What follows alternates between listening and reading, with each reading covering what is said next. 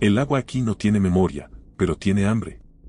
Estamos navegando sobre lo que las mapas oficiales llaman ahora un embalse, una obra maestra de la ingeniería hidroeléctrica colombiana de finales de los 70, pero cualquiera que se pare en esta orilla sabe que eso es una mentira a medias. La superficie es un espejo de obsidiana, quieta, perturbadoramente perfecta, reflejando un cielo gris que parece pesar toneladas sobre nuestras cabezas. El aire es frío, húmedo, con ese olor particular a vegetación podrida y lodo antiguo que se te pega a la garganta y no te deja respirar con normalidad. No hay pájaros cantando hoy. Solo el leve chapoteo del agua contra el casco de nuestra lancha y el zumbido del viento que baja de las montañas, trayendo consigo susurros que no deberían existir. Al mirar hacia abajo, hacia la oscuridad insondable de estas aguas turbias, uno siente vértigo. No es el miedo a caer, es el miedo a lo que podría estar esperando abajo para recibirte. Estamos flotando a 30 metros sobre el techo de una iglesia. Bajo la quilla de este bote, sepultada por toneladas de presión y olvido, yace una ciudad entera. Calles por las que caminaron niños, plazas donde se celebraron fiestas, casas donde la gente dormía segura, todo congelado en el tiempo, detenido violentamente en 1979 cuando las compuertas se cerraron y el valle se convirtió en una tumba acuática. Los pescadores locales, hombres de piel curtida y miradas esquivas, evitan esta zona central cuando cae el sol. Hablan de corrientes que no obedecen a la física, de remolinos que se forman sin viento y de sombras alargadas que se mueven bajo la superficie, demasiado grandes para ser peces, demasiado humanas para ser cualquier otra cosa. Dicen que en las noches de silencio absoluto, si apagas el motor y contienes la respiración, se puede escuchar algo imposible. No es el sonido del agua. Es el tañido ahogado y distante de una campana de bronce, vibrando a través de la profundidad, llamando a misa a una congregación de fantasmas. Aquí, el progreso se construyó sobre el sacrificio, y el agua, turbia y pesada, parece estar guardando un secreto que está desesperado por salir a flote. La atmósfera es densa, cargada de una electricidad estática que eriza la piel. No estamos solos aquí. Nunca lo estamos cuando visitamos cementerios, y este es, sin duda, el cementerio más grande y profundo de la región. Antes de continuar, un pequeño favor, suscríbete al canal. Es gratis y nos ayuda a seguir contando estas historias. Gracias. Continuamos. Para entender la tragedia que yace bajo nosotros, debemos retroceder el reloj hasta una época donde el progreso se medía en toneladas de hormigón y megavatios, sin importar el costo humano. Corría el año 1979 y Colombia atravesaba una fiebre de modernización. El gobierno central, desde sus oficinas en la capital, trazó una línea roja sobre el mapa del departamento y decidió que el Valle de San Rafael, un enclave cafetero que había existido en relativa paz durante más de un siglo, era el lugar idóneo para la represa más ambiciosa de la década. En los informes técnicos, el valle no era un hogar para 3.000 personas, era simplemente una cuenca hidrográfica perfecta, un recipiente natural esperando ser llenado.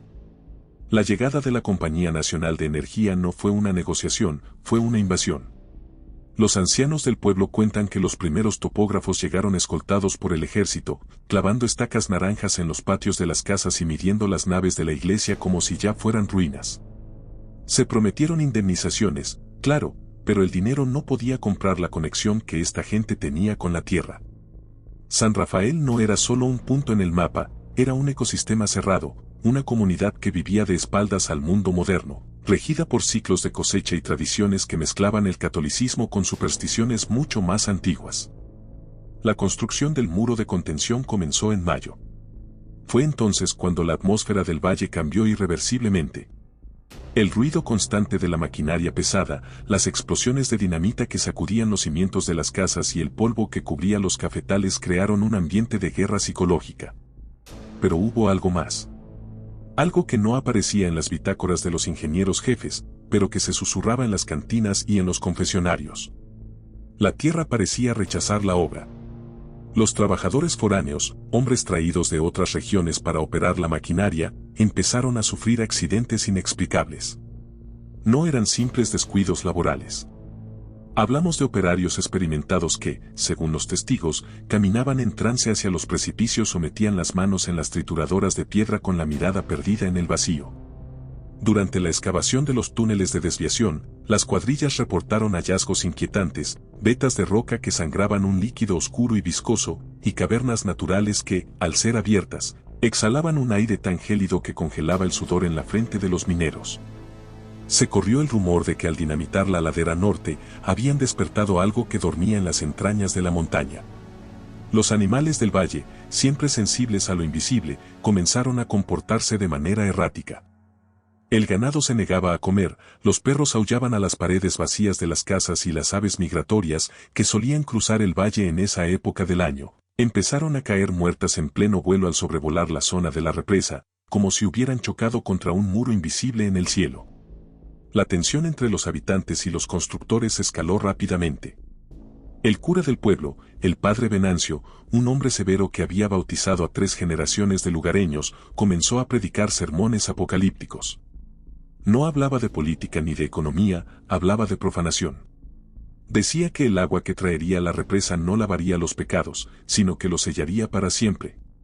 Advirtió que inundar el cementerio local, donde reposaban los ancestros de todo el pueblo, rompería el velo entre los vivos y los muertos. Nadie escuchó. O mejor dicho, los que tenían el poder de detenerlo no escucharon. Para octubre de 1979, la orden de desalojo fue definitiva. El plazo era de 48 horas. Lo que siguió fue un éxodo bíblico y doloroso. Camiones del ejército cargaban enseres, muebles y vidas enteras, mientras las familias miraban atrás, hacia sus hogares vacíos que pronto serían devorados. Sin embargo, y este es el punto crucial de nuestra investigación, los registros del censo final no cuadran. Hubo gente que se negó a salir. Ancianos que se atrincheraron en sus sótanos, familias que huyeron hacia las zonas altas del bosque y, según los rumores más oscuros, un grupo de fanáticos que decidió quedarse en la iglesia, creyendo que la fe sería suficiente para detener el agua. Cuando las compuertas se cerraron y el río comenzó a subir, el valle no estaba vacío. El silencio que siguió al cierre de las válvulas fue, según los sobrevivientes, el sonido más aterrador del mundo. El agua subió lenta, inexorable, tragándose primero los cultivos, luego los caminos, y finalmente, las casas. Pero mientras el nivel subía, los ingenieros en la sala de control notaron lecturas anómalas en los sensores de presión. El agua se agitaba violentamente en el centro del embalse, como si algo enorme estuviera luchando por no ahogarse, o quizás, luchando por salir. La historia oficial dice que fue un éxito de la ingeniería civil. La realidad es que construyeron una lápida de agua sobre una herida abierta que nunca dejó de sangrar.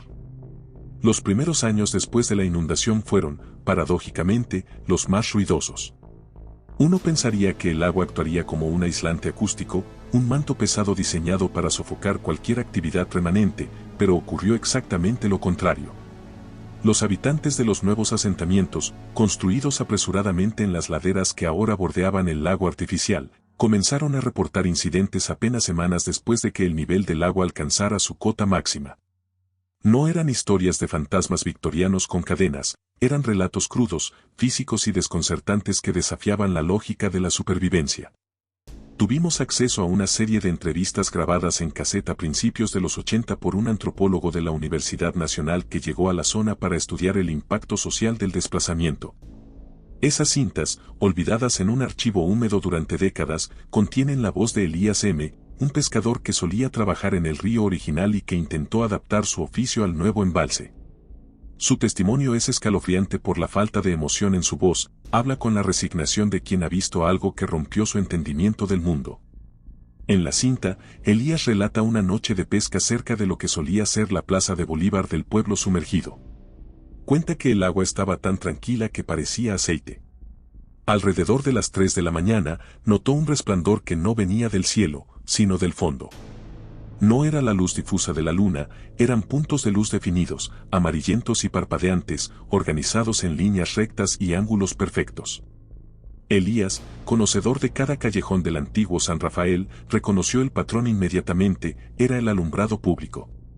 Las farolas de la calle principal, desconectadas, arrancadas o podridas por el óxido, estaban encendidas allá abajo. Y no solo eso. Dice que vio sombras pasando frente a esas luces, siluetas que caminaban con la cadencia normal de la gente que va al trabajo o vuelve a casa, ignorando las toneladas de agua que tenían encima.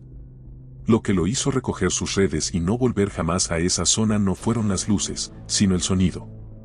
Al pegar la oreja al casco de madera de su canoa, escuchó perros ladrando. Ladridos secos, sin eco, vibrando a través de 30 metros de profundidad.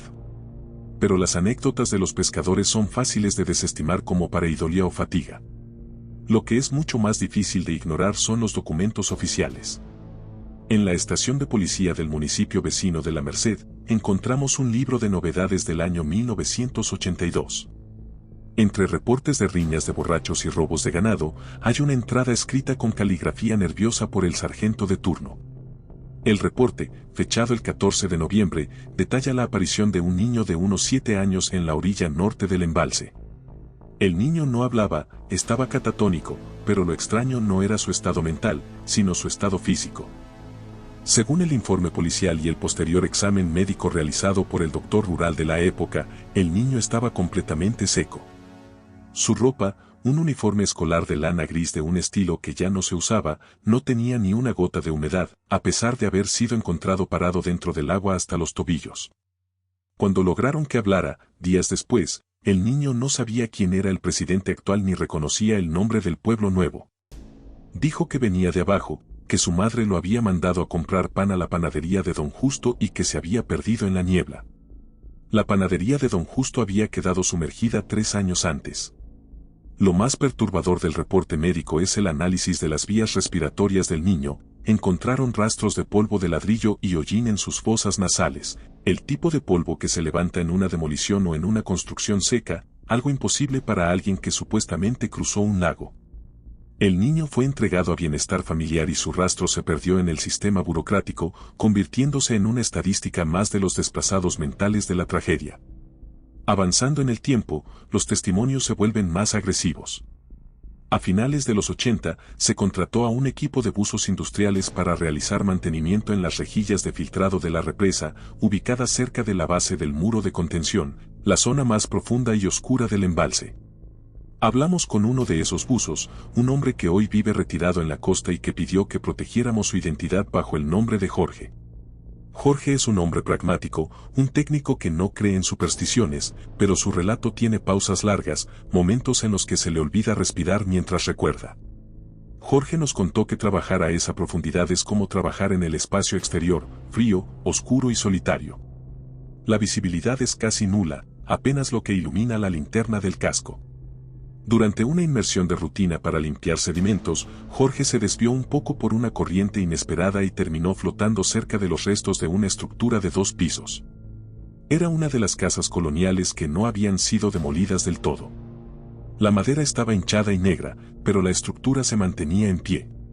Jorge dice que, por curiosidad morbosa, apuntó su luz hacia una de las ventanas del 2º piso, donde el vidrio había desaparecido. Lo que vio dentro lo hizo soltar el regulador de aire del susto.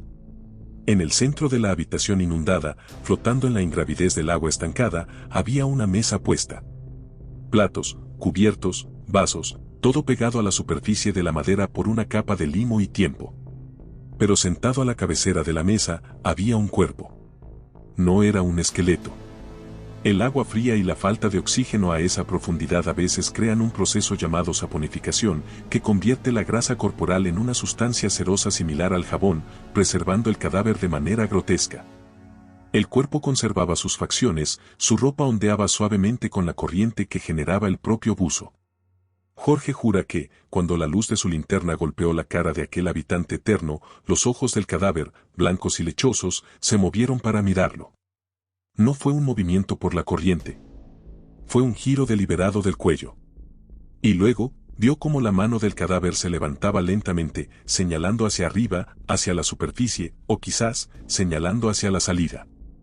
Jorge abortó la inmersión rompiendo los protocolos de descompresión, lo que le costó una semana en una cámara hiperbárica y daños permanentes en los oídos.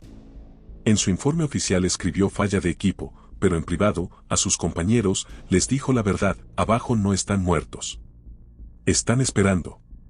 Este tipo de historias crearon una mitología local tan densa que, incluso hoy, los operadores de la central hidroeléctrica evitan mirar a los monitores de las cámaras subacuáticas durante el turno de la noche, temerosos de ver una cara conocida devolviéndoles la mirada desde la oscuridad pixelada. La noche del 27 de octubre de 1979 no estaba marcada en el calendario litúrgico, pero en la memoria colectiva del Valle de San Rafael está grabada con fuego y lodo. Fue la noche en que el cielo y la tierra conspiraron para borrar la historia. Los partes meteorológicos de la época hablaban de una tormenta típica, un frente frío que chocó violentamente contra la cordillera, pero los que estaban allí saben que la lluvia no empezó hasta que la última compuerta de acero cayó con un estruendo que hizo temblar el suelo a kilómetros de distancia. Fue como si el cierre de la represa hubiera sido el detonante de un llanto cósmico. La orden oficial era clara: el valle debía estar desierto. Las patrullas militares habían peinado la zona durante días, marcando con una cruz roja las casas vacías y forzando a los rezagados a subir a los camiones. Sin embargo, la geografía humana es mucho más compleja que la topografía. En las quebradas más profundas, en las fincas alejadas de los caminos principales, y en el corazón mismo del pueblo, la resistencia silenciosa persistía. La familia Cárdenas, dueños de la hacienda El Refugio, fue uno de esos núcleos de resistencia. Don Arturo Cárdenas, un hombre que había nacido y esperaba morir en esa tierra, había tapiado las ventanas y puertas de su casa, convencido de que la inundación era un farol del gobierno, una táctica de miedo para robarles la tierra sin pagar lo justo. Junto a él estaban su esposa, Matilde, y sus 2 hijos adolescentes. A las 11 de la noche, el nivel del río Cauca, represado y furioso, comenzó a desbordarse de su cauce natural. No fue una ola gigante tipo tsunami, como se ve en las películas de desastres. Fue algo mucho más siniestro, una infiltración.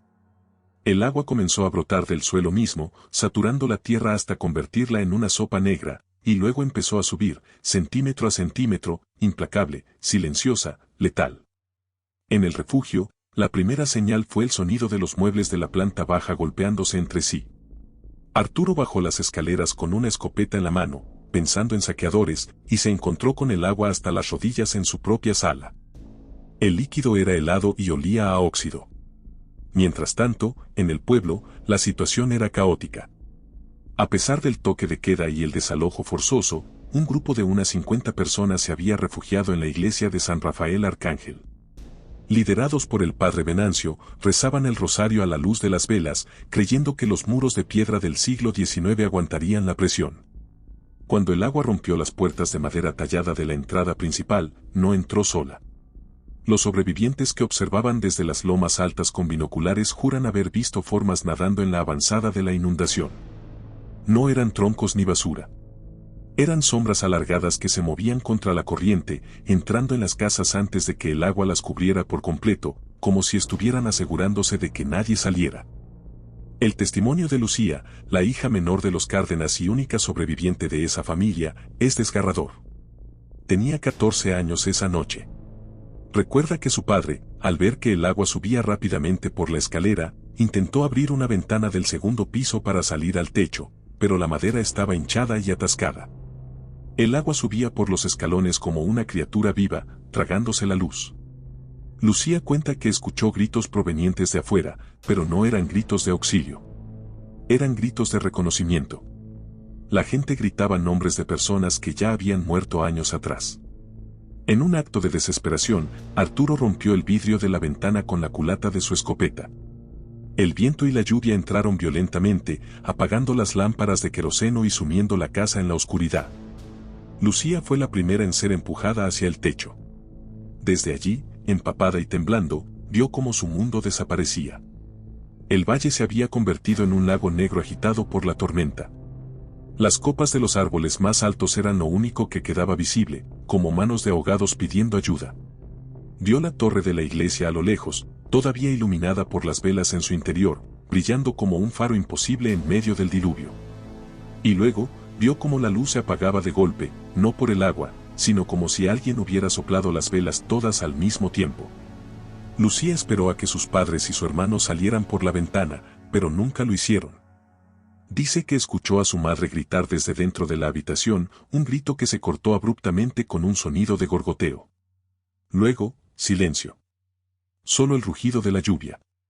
Pero lo peor vino después. Mientras se aferraba a la chimenea de la casa que se hundía lentamente bajo su peso, Lucía miró hacia el agua negra que la rodeaba. Algo emergió a unos metros de ella. Una mano pálida se agarró al borde del tejado. Lucía pensó que era su hermano y se estiró para ayudarlo. Pero cuando la figura sacó la cabeza del agua, no era su hermano.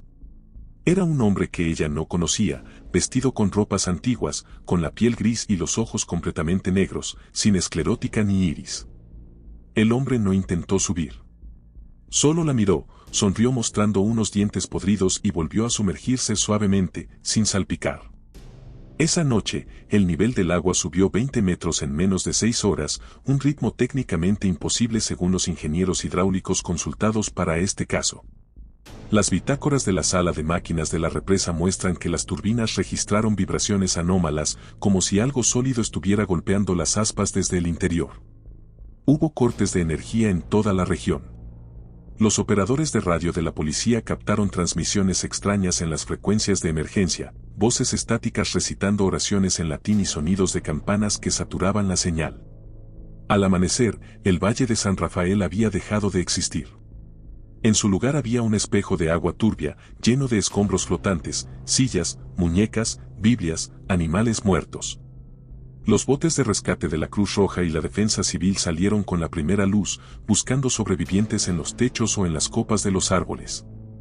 Encontraron a Lucía Cárdenas en estado de shock, aferrada a la rama de un ceiba centenaria, murmurando que ellos se habían llevado a su familia al fondo para que les hicieran compañía. Nunca se recuperaron los cuerpos de la familia Cárdenas, ni los de las 50 personas que se quedaron en la iglesia. Los buzos de la Armada intentaron bajar días después para recuperar cadáveres y evitar una crisis sanitaria, pero las operaciones se suspendieron a las pocas horas. El informe oficial citó visibilidad nula y corrientes peligrosas.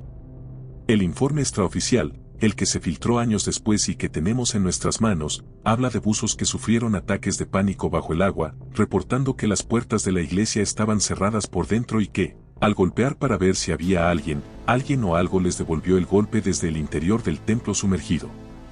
La inundación no fue solo un desastre natural o una negligencia ingenieril. Fue un evento que selló algo en el valle. El agua actuó como una tapa, una barrera entre nuestro mundo y lo que sea que despertaron con la dinamita y el concreto. Esa noche, San Rafael no murió, simplemente cambió de estado. Se convirtió en una ciudad sumergida, una necrópolis acuática donde el tiempo no pasa y donde los habitantes originales, vivos o muertos, siguen esperando que el agua baje para continuar con sus vidas interrumpidas. Y a veces, en las noches de tormenta, cuando el nivel del embalse sube y la presión aumenta, parece que están a punto de lograrlo. Think. Here's a thinking process that leads to the suggested script block. 1. Analyze the request. Asterisco topic. La ciudad enterrada para construir una represa, the buried city to build a dam. Asterisco block. 5. Post-flood mysteries, misterios posteriores. Asterisk function, show that the horror persists after the initial event. Asterisco instructions, diverse hearing voices, floating objects, bodies appearing /diagonal disappearing, government sealed files. Asterisk format, plain text, narrative style, narrator investigator, serious /diagonal atmospheric tone, ed 001000 words. No markdown formatting. No meta commentary. 2. Review previous context. Block 1 asterisco atmospheric opening, boat over the sunken city, eerie silence. Block 2 asterisco historical context 1979, construction, forced displacement, strange phenomena during construction. Block 3 asterisco early testimonies, lights underwater, dry child found, diver seeing a corpse at a table. Block 4 asterisco the flood, climax, the Cardenas family tragedy, the church trap, the impossible rise of water, the diver report of knocking from inside the church. 3. Drafting, section by section. Introduction to the aftermath asterisco transition from the chaotic night of 1979 to the decades of silence and cover-ups. The water settled, but the activity didn't stop. The tourist phase and accidents asterisco the reservoir became a tourist spot, common in Colombia, like Guatapé /diagonal El Peñol, though this is fictional. This brings fresh victims. Idea asterisco a jet ski accident or a recreational diver. Let's go with a recreational diver group in the 90s. Scenario asterisco a group of rich kids diving where they shouldn't. One gets separated. Horror element asterisco the diver hears voices via the regulator or sees something mimicking a rescue. The floating objects phenomenon asterisco. Idea asterisco objects that shouldn't float after 20 years suddenly surface in pristine condition. Specifics asterisco doll, a ladder, or fresh flowers. Let's use a wedding dress or something ceremonial. Or bit there, fresh flowers that bloom from the deep. Let's go with dry objects surfacing. A book. A parish ledger that surfaces dry. The government /diagonal corporate cover-up asterisco. Idea asterisco maintenance crews finding things and being silenced. Specifics asterisco the dam wall inspections. Sonar anomalies. The anomaly asterisco sonar showing new structures being built underwater. This implies the city is growing or changing. The disappearing bodies asterisco. Idea asterisco drowned people, suicides or accidents, aren't found, or are found in the wrong place. Specifics asterisco a forensic doctor's testimony. Bodies found with water in lungs that matches river water from 1979, not the current stagnant reservoir water. Or bodies found with modifications, sewn mouths. Let's go with the preservation angle. Bodies found years later looking like they died yesterday. The voices, audio phenomenon. Idea asterisco hydrophones monitoring the dam structure. Specifics asterisco recording conversations. Not screams, but mundane chatter. The sound of a market day under millions of tons of water. 4. Refining and writing, iterative process. Drafting the sonar segment asterisco start with the technological aspect. In 2005, a bathymetric survey was done. They expected mud and ruins. They found changes. Walls that were broken in 79 were rebuilt. This adds a creepy they are still living down there vibe. Drafting the diver segment asterisco focus on the zona prohibida near the church spire. A technical diver, let's call him Roberto. Here's a choir. Not a recording, but live singing. Sees the bell move.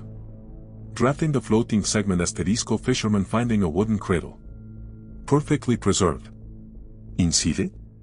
Not a baby, but stones arranged like a face. Drafting the classified files asterisco the Informa Spectral.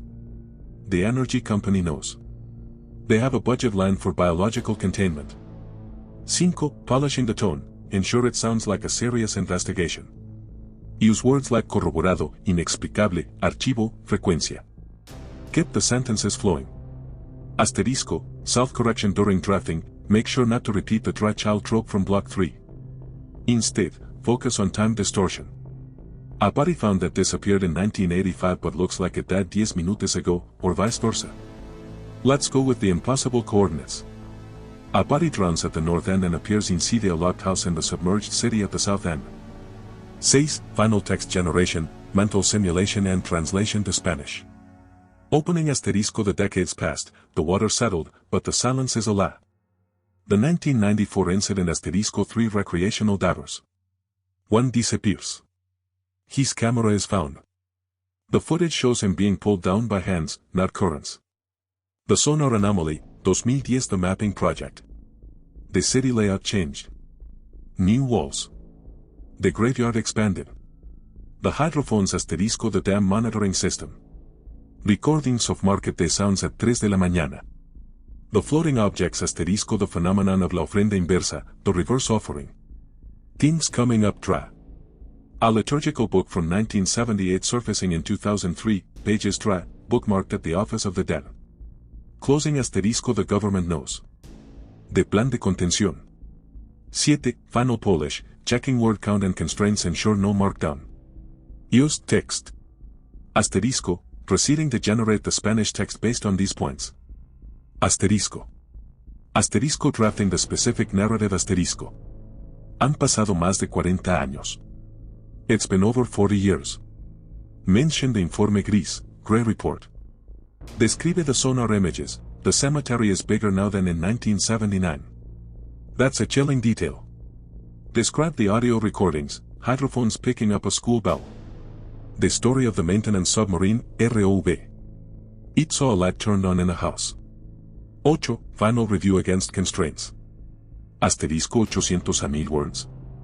Yes, looks substantial. Asterisco no markdown? Yes. Asterisco narrative only? Yes. Asterisco coherent? Yes. 9. Output generation. This matches the provided good response. South correction during final output generation ensure the tone remains investigative. Don't just list scary things, connect them to the idea that the city is alive down there. Asterisco key phrase to include asterisco. La ciudad no está en ruinas, está en funcionamiento. The city isn't in ruins, it's functioning. Let's write. Proceeding to generate text, /diagonal. Han pasado décadas desde aquella noche fatídica, y la superficie del embalse se ha convertido en un destino turístico de fin de semana para los habitantes de las ciudades cercanas, ignorantes de la historia que pisan sus lanchas recreativas. Sin embargo, para aquellos que monitorean la seguridad de la represa y para los pocos lugareños que aún guardan la memoria del valle, el horror no terminó con la inundación, simplemente cambió de frecuencia. La represa de San Rafael se ha convertido en un punto ciego para la lógica, un lugar donde las leyes de la física parecen suspenderse caprichosamente bajo la cota de inundación. Uno de los aspectos más inquietantes que hemos descubierto en nuestra investigación son los llamados archivos de resonancia. A finales de los años 90, la compañía hidroeléctrica instaló una red de hidrófonos de alta sensibilidad a lo largo del muro de contención para monitorear posibles fisuras o movimientos sísmicos que pudieran comprometer la estructura. El objetivo era escuchar el crujido del concreto o el desplazamiento de las placas tectónicas. Lo que grabaron, sin embargo, fue clasificado inmediatamente como interferencia ambiental anómala y los archivos fueron encriptados. Una fuente interna, un ingeniero de sonido que trabajó en el proyecto de monitoreo hasta el 2005, nos filtró fragmentos de esas grabaciones. No se escuchan monstruos rugiendo. Lo que hiela la sangre es la normalidad de los sonidos. A 120 metros de profundidad, donde la presión aplastaría un pulmón humano en segundos, los hidrófonos captaron el sonido inconfundible de un día de mercado. Se escuchan murmullos de multitud, el rechinar de ruedas de carretas sobre empedrado, el ladrido lejano de perros y, lo más perturbador, risas de niños. Las grabaciones tienen una claridad acústica imposible para el medio acuático. Es como si el agua no existiera para quienes producen esos sonidos. En una cinta fechada el 12 de diciembre de 2001, a las 3 de la mañana, se escucha claramente el repique de las campanas de la iglesia llamando al Ángelus, seguido de un coro de voces cantando un villancico que era popular en la región en la década de los 70. Pero el fenómeno no es solo auditivo. La topografía submarina del pueblo ha cambiado, y no por la erosión. En 2010, se realizó un barrido con sonar de barrido lateral para actualizar los mapas de sedimentación. Al superponer los mapas del pueblo original de 1979 con las imágenes de sonar de 2010, los técnicos notaron discrepancias arquitectónicas. Muros que deberían haber colapsado estaban intactos. Y lo que es peor, aparecieron estructuras nuevas. El cementerio local, que ocupaba 1 hectárea en el extremo sur del pueblo, aparecía en el sonar con una extensión de casi el doble. Nuevas filas de rectángulos uniformes, idénticos a tumbas, habían aparecido en el lecho del lago en los últimos 30 años. Esto sugiere una conclusión aterradora: la población de abajo sigue creciendo. Los buzos profesionales que realizan el mantenimiento de las turbinas tienen prohibido, por contrato, hablar de lo que ven en las rejillas de filtrado. Sin embargo, las historias se filtran como el agua. Hablan de los visitantes. Cuerpos que aparecen atrapados en las rejillas, pero que no corresponden a reportes de ahogados recientes en la superficie. Son cuerpos vestidos con ropa de época, preservados en ese estado jabonoso y cerúleo, que a veces desaparecen antes de que puedan ser extraídos. Un buzo soldador relató haber estado trabajando en una compuerta a 40 metros de profundidad cuando sintió que alguien le tocaba el hombro. Al girarse, esperando ver a su compañero de inmersión, se encontró cara a cara con una mujer anciana, flotando verticalmente, con el cabello gris ondeando como un halo. La mujer no tenía equipo de buceo. Lo miró con una expresión de tristeza infinita y le entregó algo en la mano antes de ser arrastrada por la corriente de succión de la turbina. Cuando el buzo salió a la superficie, en su guante apretaba un rosario de cuentas de madera negra, seco al tacto a pesar de haber estado sumergido. El objeto más desconcertante, sin embargo, apareció en la orilla en el verano de 2015, durante una sequía severa que bajó el nivel del embalse varios metros. Un grupo de turistas encontró un maletín de cuero atascado en el lodo, cerca de donde solía estar la alcaldía. El cuero estaba podrido, pero el contenido estaba protegido por varias capas de plástico y cera. Dentro había documentos municipales. Lo imposible no era su conservación, sino las fechas. Eran actas de reuniones del Consejo Municipal de San Rafael fechadas en 1985, 1992 y 2004. Años después de que el pueblo dejara de existir. Las actas describían problemas cotidianos, reparaciones de calles, disputas de linderos y la organización de las fiestas patronales, firmadas por los mismos concejales que gobernaban en 1979. La última entrada, de 2004, tenía una nota al margen escrita con tinta roja que decía: la humedad es cada vez peor. El padre dice que pronto podremos abrir las ventanas. El gobierno y la empresa de energía mantienen un hermetismo absoluto. La zona central del embalse está marcada con boyas amarillas bajo la excusa de corrientes peligrosas y remolinos, pero todos saben que es una zona de cuarentena. Hemos tenido acceso a un memorando interno de la policía local que instruye a los oficiales sobre cómo manejar los hallazgos biológicos anómalos. La instrucción es clara: no llamar a la morgue, no llamar a la prensa, llamar a un número específico que conecta directamente con una oficina sin nombre en Bogotá. Los cuerpos recuperados en esa zona no se entierran, se incineran inmediatamente, sin autopsia. El misterio más grande sigue siendo el destino de los desaparecidos actuales. Las estadísticas de personas extraviadas en el embalse son 3 veces superiores a la media nacional para cuerpos de agua similares. La gente no se ahoga simplemente, se desvanece. Se han encontrado lanchas vacías flotando en el centro del lago, con el motor encendido, la comida servida y los chalecos salvavidas sin usar. No hay señales de lucha, no hay rastro de violencia. Es como si los ocupantes hubieran escuchado un llamado irresistible y hubieran saltado voluntariamente para unirse a la ciudad que vive abajo. Y quizás lo más terrorífico es que, en las noches claras, si uno observa la superficie del agua desde los miradores de la carretera, a veces se pueden ver las luces del pueblo encenderse bajo el agua, tenues y distorsionadas, dibujando el mapa de una ciudad que se niega a morir, esperando pacientemente el día en que la represa se rompa y puedan volver a respirar. Entre toda la evidencia fragmentada y los rumores que rodean al embalse de San Rafael, existe una pieza del rompecabezas que destaca por su naturaleza tangible y perturbadora. No es un cuento de pescadores ni una leyenda urbana.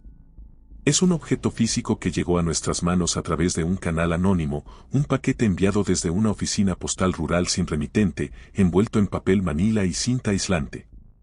Dentro del paquete había un cuaderno de campo de tapa dura, con las esquinas desgastadas y manchas de humedad que han deformado el papel, pero que no han borrado la tinta. El cuaderno pertenecía al ingeniero jefe de estructuras, Manuel S., quien supervisó las obras de refuerzo de la represa entre 1988 y 1993, año en que se suicidó en su apartamento de Medellín. La versión oficial de su muerte habla de depresión y estrés laboral. Su diario, sin embargo, cuenta una historia de obsesión y terror progresivo. Las primeras páginas son técnicas, cálculos de carga, análisis de sedimentos, quejas sobre el presupuesto y la calidad del cemento. Pero a partir de la entrada del 14 de marzo de 1991, el tono cambia drásticamente. La caligrafía, antes pulcra y geométrica, se vuelve errática y nerviosa. 14 de marzo. Bajamos con el ROV, vehículo operado remotamente, al sector 4, cerca de la antigua plaza. El objetivo era inspeccionar la base de los pilares del puente sumergido. La cámara captó movimiento en una de las casas adyacentes. Pensé que era un pez grande o una nutria. Revisamos la grabación cuadro por cuadro en el laboratorio. No es un animal. Se ve una mano cerrando una cortina desde dentro. Una cortina de tela que debería haberse desintegrado hace 10 años. Nadie más quiso verlo. Dijeron que era un efecto de la luz y las algas. Sé lo que vi. Las entradas siguientes documentan una serie de inversiones no autorizadas que Manuel realizó por su cuenta, utilizando equipos de la empresa fuera de horario. Describe haber encontrado zonas de exclusión térmica bajo el agua, burbujas de calor donde la temperatura subía inexplicablemente a 30 grados, rodeadas por el agua helada del fondo. En esas zonas, la vegetación no estaba muerta, describe plantas acuáticas que crecían con formas geométricas antinaturales, imitando rosales y setos de jardín. La entrada más escalofriante está fechada el 2 de noviembre de 1992, Día de los Muertos. Manuel describe haber bajado una sonda de audio modificada directamente sobre el techo de la iglesia sumergida. El aislamiento es perfecto. El agua actúa como conductor. Puse los auriculares y subí la ganancia al máximo. Esperaba silencio, estática, quizás el ruido del agua filtrándose. Lo que escuché fue una misa. No una grabación, una liturgia en tiempo real. Reconocí la voz. Era ronca, potente, resonando en una nave vacía. Era la voz del padre Venancio. Lo sé porque mi abuela escuchaba sus misas por radio cuando yo era niño. Estaba predicando sobre la paciencia, sobre el gran bautismo, que los había salvado del fuego del mundo exterior. Escuché a la congregación responder, amén. Cientos de voces. Y luego, el sonido de sillas arrastrándose, como si todos se levantaran al mismo tiempo. Corté la transmisión cuando escuché que alguien golpeaba el micrófono desde el otro lado, desde abajo. Sabían que estaba escuchando. Junto al diario, el paquete contenía un sobre con fotografías Polaroid. La mayoría están veladas por la humedad o son demasiado oscuras para distinguir nada, simples manchas negras y verdosas. Pero hay una, marcada con fecha de 1993, que es terriblemente clara. Muestra la ventana de una casa sumergida, iluminada por el foco de un sumergible.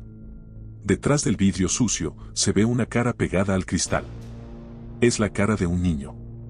Sus ojos están abiertos y miran directamente a la cámara. Pero lo que convierte la imagen en una pesadilla no es el niño en sí, sino lo que sostiene contra el vidrio. Es un dibujo infantil, hecho con crayones sobre papel, que no se ha disuelto en el agua. El dibujo muestra una represa rota, el agua bajando, y figuras negras saliendo del lodo para caminar hacia las ciudades de los vivos. Debajo del dibujo, escrito con trazos infantiles al revés para que se lea desde fuera, dice, falta poco. El diario termina abruptamente 3 días antes de la muerte de Manuel. La última página no tiene texto, solo una serie de cálculos matemáticos frenéticos que intentan determinar la presión exacta necesaria para fracturar el muro de contención desde adentro. Al final de los números, una sola frase subrayada 3 veces, no están atrapados. Se están fortificando. Y tienen hambre de cielo. Este documento nunca fue incluido en la investigación forense de su muerte. Alguien lo ocultó, alguien lo guardó, y ahora, décadas después, ha decidido que es hora de que el mundo sepa por qué la represa de San Rafael siempre tiene guardias armados mirando hacia el agua, no para evitar que alguien entre, sino para vigilar que nada salga. Decidimos volver. No podíamos cerrar esta historia basándonos solo en archivos viejos y testimonios de segunda mano. Necesitábamos ver, tocar y escuchar el lugar por nosotros mismos, ahora, en el presente. El equipo y yo llegamos al embalse de San Rafael al atardecer de un martes cualquiera. El paisaje ha cambiado poco desde los años 70, las montañas siguen siendo muros verdes que encierran el agua, y la niebla sigue bajando puntual a las 5 de la tarde para borrar el horizonte. Sin embargo, hay una diferencia sutil pero palpable, el silencio. Es un silencio pesado, artificial, como si alguien hubiera bajado el volumen del mundo en este valle específico. Alquilamos una lancha a un pescador local que no quiso acompañarnos. Nos entregó las llaves, señaló vagamente hacia el centro del lago y se marchó caminando rápido hacia su casa sin mirar atrás.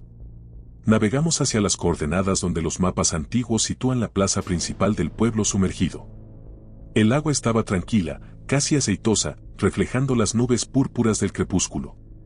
Mientras nos acercábamos al punto cero, los equipos electrónicos empezaron a fallar. Las cámaras digitales mostraban interferencia en las pantallas, líneas de estática que pulsaban rítmicamente. El dron que intentamos elevar perdió la conexión con el control remoto apenas a 10 metros de altura y cayó al agua como una piedra, tragado instantáneamente sin dejar ni una burbuja. Apagamos el motor para dejar que la inercia nos llevara justo encima de la iglesia. El silencio se hizo absoluto. Ni grillos, ni viento, ni el chapoteo del agua contra el casco. Saqué la cámara subacuática, una unidad robusta conectada por cable a un monitor en el bote, y la dejé caer por la borda. El cable se desenrolló rápido hacia la oscuridad. 10 metros, 20 metros. La pantalla mostraba un verde turbio, partículas de sedimento flotando como nieve sucia. A los 30 metros, la visibilidad mejoró extrañamente. El agua se volvió cristalina. Y entonces lo vimos. La torre de la iglesia apareció en el monitor, fantasmal y cubierta de limo, pero intacta. La cruz de hierro en la cúspide todavía apuntaba al cielo que no podía ver. Movimos la cámara para explorar el techo de la nave central. Las tejas estaban limpias, sin algas, como si alguien las hubiera barrido esa misma mañana. Pero lo que nos heló la sangre fue el vitral del rosetón frontal. A esa profundidad debería estar oscuro, negro como la boca de un lobo. Pero había una luz tenue emanando desde el interior del templo. Una luz cálida, pulsante, similar a la de cientos de velas. Mientras observábamos hipnotizados la pantalla, el bote se sacudió violentamente. No fue una ola. Fue un golpe seco desde abajo, metálico y resonante. El operador de sonido, que tenía los auriculares puestos conectados al hidrófono, se los arrancó gritando de dolor. Dijo que un sonido agudo, como un chillido de retroalimentación mezclado con voces humanas aceleradas, le había perforado los oídos. En ese instante, la luz dentro de la iglesia se intensificó. Vimos sombras proyectadas contra el vitral desde adentro, siluetas que se movían rápido, agitadas. Intenté recoger el cable de la cámara, pero estaba atascado. Tiré con fuerza, ayudado por otro miembro del equipo. El cable estaba tenso, vibrando como una cuerda de guitarra. Entonces, la tensión cedió de golpe, pero no porque se hubiera soltado. Sentimos un tirón brutal hacia abajo, tan fuerte que la borda del bote se inclinó peligrosamente hacia el agua. Alguien, o algo, estaba tirando del otro extremo. Cortamos el cable con un cuchillo de supervivencia en un acto de pánico puro. El extremo cortado desapareció en la profundidad como una serpiente huyendo. Arrancamos el motor, que tosió y falló 2 veces antes de rugir a la vida. Mientras acelerábamos para alejarnos de allí, miré hacia atrás. La superficie del agua sobre la iglesia ya no estaba tranquila.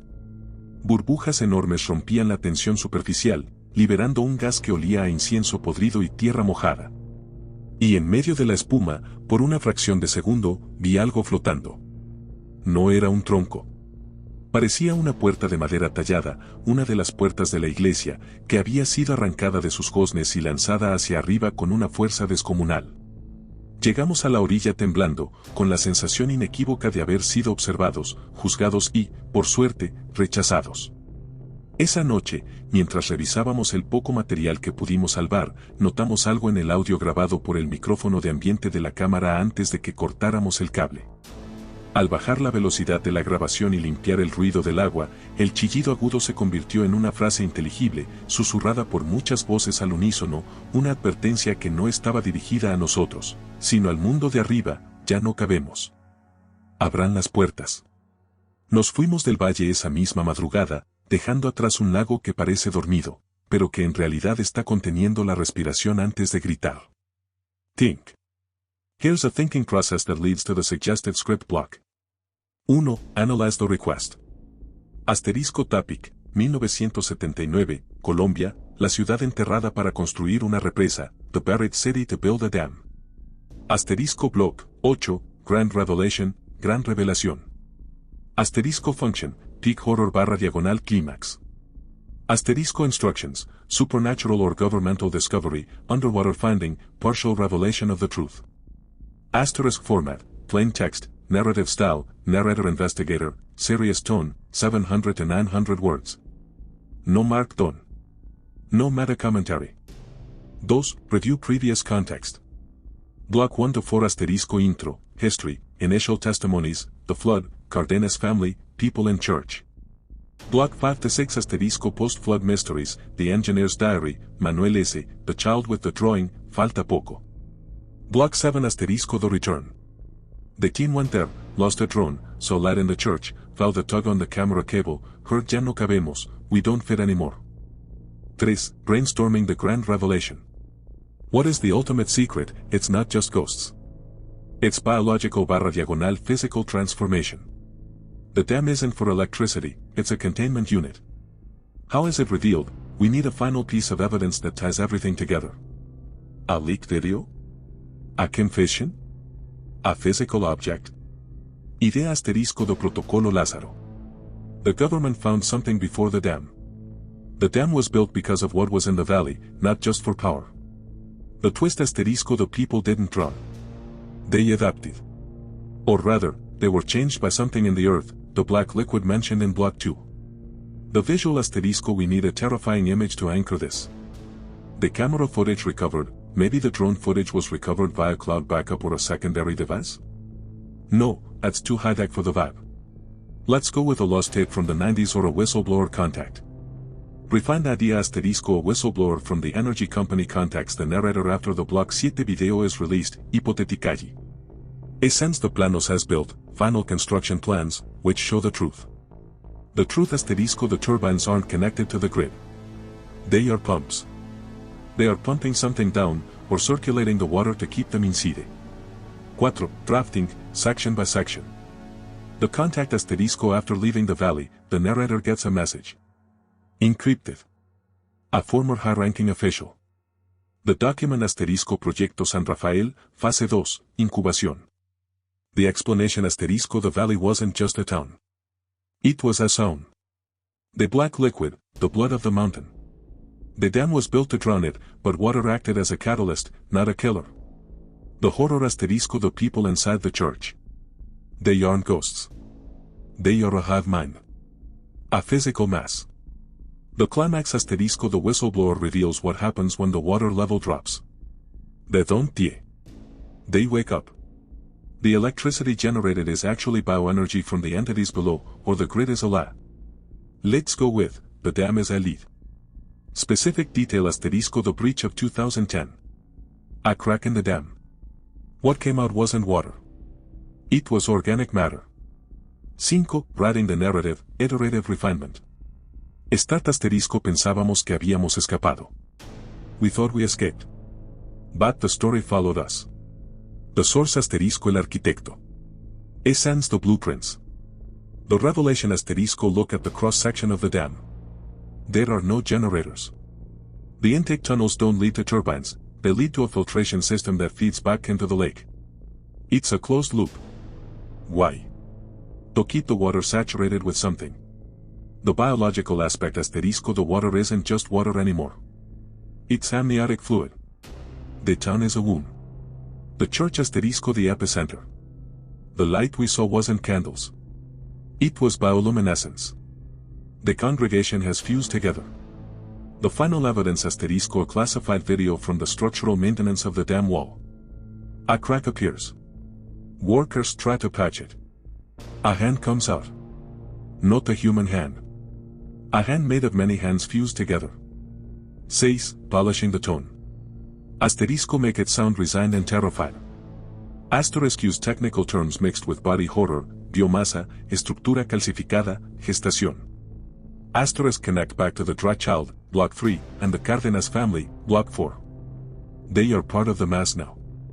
7. Final text generation, mental simulation and translation. Drafting asterisco. 3 días después de volver, recibimos un correo. Content asterisco. The blueprints show the dam is hollow. It's a sarcophagus. The twist asterisco. The electricity production data is faked.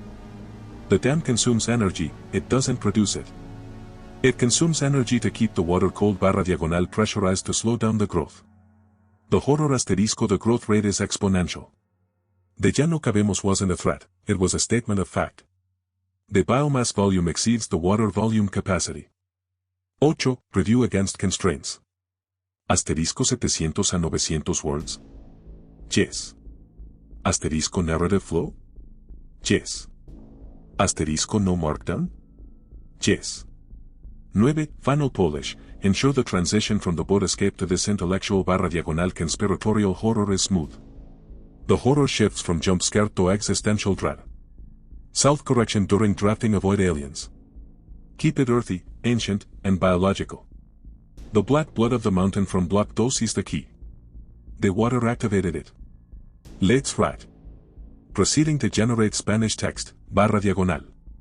3 días después de nuestra huida precipitada del embalse, cuando todavía intentábamos procesar lo que habíamos visto y escuchado, recibimos una comunicación que cambió por completo la naturaleza de esta historia.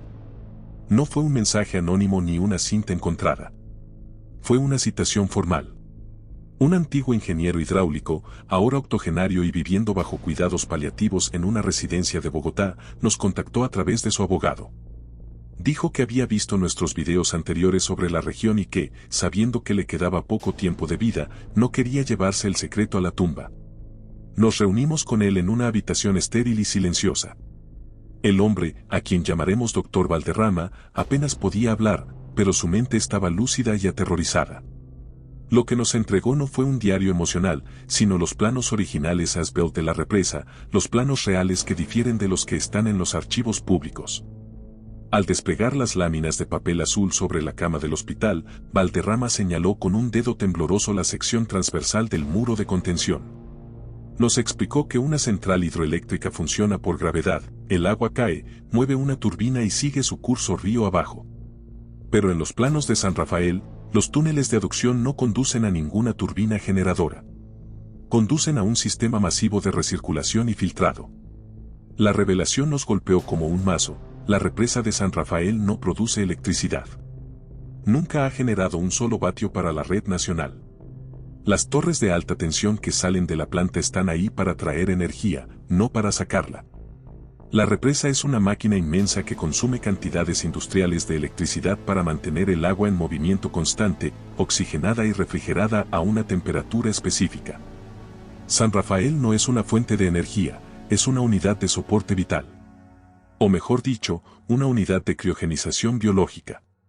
Valderrama nos confesó la verdad sobre lo que hallaron en 1979 durante las excavaciones.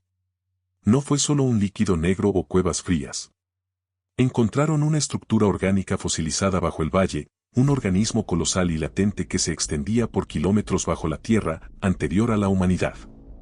Al exponerlo al aire, comenzó a despertar y a infectar la materia viva circundante. La decisión del gobierno, asesorado por potencias extranjeras, no fue destruir al organismo, porque era imposible sin volar medio departamento. La solución fue ahogarlo. Construyeron la represa para crear una lápida líquida, creyendo que la presión y la falta de luz detendrían su crecimiento. Se equivocaron. El agua no lo mató, le dio un medio para expandirse. El organismo utilizó el agua como conductor para asimilar la materia orgánica que quedó atrapada, los árboles, los animales y, trágicamente, las personas que se negaron a evacuar. La ciudad que está ahí abajo ya no es de ladrillo y cemento. Valderrama nos mostró informes de batimetría clasificados de 2018. Las casas, la iglesia, la alcaldía, todo ha sido recubierto y unido por una biomasa calcificada. Los edificios son ahora órganos de un cuerpo mayor. La iglesia, con su torre y su nave, funciona como el núcleo cerebral de esta entidad. La luz que vimos, esa luminiscencia pulsante, es la actividad neuronal de miles de conciencias asimiladas, fusionadas en una sola mente colectiva que sueña bajo el agua. Pero lo más aterrador estaba en la última carpeta que nos entregó. Contenía el análisis de una grieta aparecida en el muro de contención en 2015. Los buzos no la repararon con cemento, sino con cauterización química.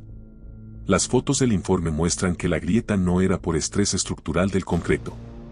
El muro estaba siendo digerido desde adentro. La entidad está secretando un ácido que disuelve el hormigón armado. Y en una de las fotos macroscópicas de la fisura, se puede ver algo atrapado en la brecha, intentando salir. No es agua filtrándose. Es tejido. Tejido humano, dedos, fragmentos de rostros, ojos fusionados en una masa tumoral que empuja contra la pared, buscando desesperadamente romper el cascarón. La frase que escuchamos en el lago, ya no cabemos, cobra ahora un sentido literal y apocalíptico. La biomasa ha crecido tanto que el volumen del valle se está quedando pequeño. Están presionando contra el muro no por maldad, sino por necesidad biológica de expansión. El doctor Valderrama nos miró a los ojos antes de que nos fuéramos y nos dijo con voz quebrada, el nivel del agua no está subiendo por la lluvia. Está subiendo porque ellos están desplazando el volumen. Cada año ocupan más espacio. Y el día que el muro ceda, lo que bajará por el río Cauca no será una inundación de agua. Será una marea de carne y memoria antigua que no se detendrá hasta llegar al mar. Salimos de la residencia con los documentos quemándonos las manos. Ahora entendemos por qué el niño seco apareció en la orilla, fue expulsado, un excedente que el sistema ya no podía contener. Entendemos por qué los desaparecidos no se encuentran, son absorbidos para alimentar el crecimiento. La represa de San Rafael es un útero de concreto a punto de dar a luz a algo que la humanidad no está preparada para enfrentar. Y lo peor de todo es que, según los cálculos de degradación del concreto en los planos de Valderrama, la integridad estructural del muro llegará a su punto crítico en menos de 18 meses. Hemos decidido publicar esta historia a pesar de las amenazas legales que llegaron a nuestra oficina esta mañana. Los documentos del Dr. Valderrama han sido copiados y distribuidos en servidores seguros alrededor del mundo, como un seguro de vida, aunque dudamos que algo pueda protegernos de lo que viene. Desde nuestra visita al embalse, el equipo ha sufrido síntomas extraños. Todos soñamos con agua. Soñamos que estamos en una plaza sumergida, respirando líquido sin ahogarnos, rodeados de gente que nos sonríe con demasiados dientes y nos invita a quedarnos. Uno de nuestros camarógrafos despertó ayer vomitando agua de río, litros de agua turbia y fría, a pesar de vivir en un apartamento en el centro de la ciudad. La represa de San Rafael sigue allí, majestuosa y silenciosa bajo la niebla. Los turistas siguen llegando los fines de semana, alquilando motos de agua y tomando fotos, ignorando que están flotando sobre la piel tensa de un monstruo. Pero las señales de que el final está cerca se están acelerando. Ayer, los sismógrafos regionales detectaron un temblor de magnitud 3.5 con epicentro exacto en la base de la iglesia sumergida. No fue un movimiento de placas. Fue un latido. Un solo y poderoso latido que envió ondas concéntricas a través del lago, haciendo que los peces saltaran a la orilla para morir asfixiados antes que seguir en el agua. Si vives cerca de la cuenca del río Cauca, o si tienes planeado visitar la zona, nuestra recomendación es simple: no te acerques al agua. No escuches y crees oír campanas cuando no hay iglesia cerca. Y sobre todo, si ves que el nivel del embalse comienza a bajar sin explicación, no te quedes a mirar qué es lo que emerge. Corre. Corre hacia las tierras altas y no mires atrás, porque cuando el muro se rompa, la historia que ha estado contenida durante 40 años saldrá a reclamar su lugar en la superficie. Nosotros hemos terminado aquí. Pero tememos que San Rafael no ha terminado con nosotros. A veces, en el silencio de la noche, todavía siento el tirón en el cable, esa fuerza insistente y hambrienta que nos invitaba a bajar. Y lo más aterrador no es el miedo a morir. Es la certeza, cada vez más fuerte en mi mente, de que abajo, en la oscuridad y el frío, nadie muere realmente. Solo se suman a la multitud. Esto es Pueblos Ahogados. Gracias por escuchar. Y recuerden, lo que el agua se lleva, el agua lo devuelve, pero nunca lo devuelve igual.